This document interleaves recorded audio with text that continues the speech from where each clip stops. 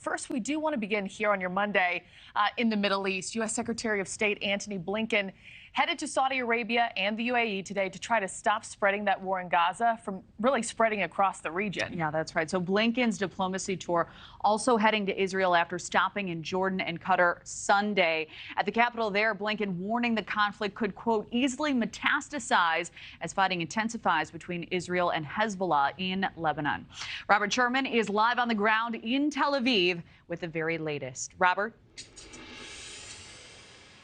Good morning, Kelly and Markie. It's a big focus here for Secretary Antony Blinken on this trip, which he'll be making a lot of stops. He's got a lot of major details in order to go through, but perhaps chief among them is bringing the temperature down here in the region. That is something that he says is going to be a primary focus. Well, this happened just a couple of minutes ago. An anti-tank missile fired from southern Lebanon by Hezbollah, the Israeli Air Force hitting back with airstrikes of their own. On Saturday alone, we saw Hezbollah launch over 40 rockets at IDF positions in northern Israel, to which the Israelis responded with artillery. Hezbollah says this is just the beginning in response to the explosion just outside Beirut last week that left a senior Hamas official dead.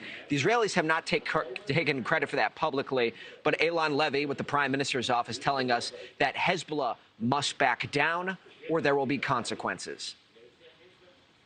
The situation is intolerable. We have 80,000 displaced Israelis who cannot go back to their homes that Hezbollah is shelling at the moment. And we say enough is enough.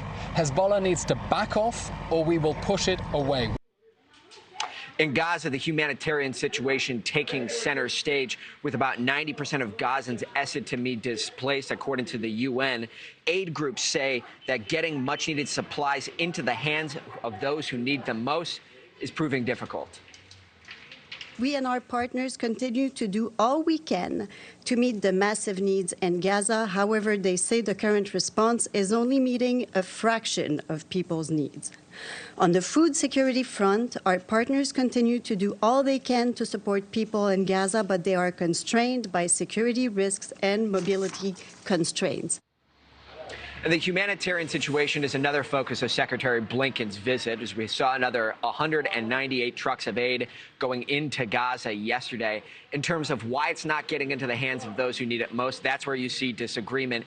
Aid groups on the inside said there's a bottleneck due to the Israelis and the way that they're processing trucks.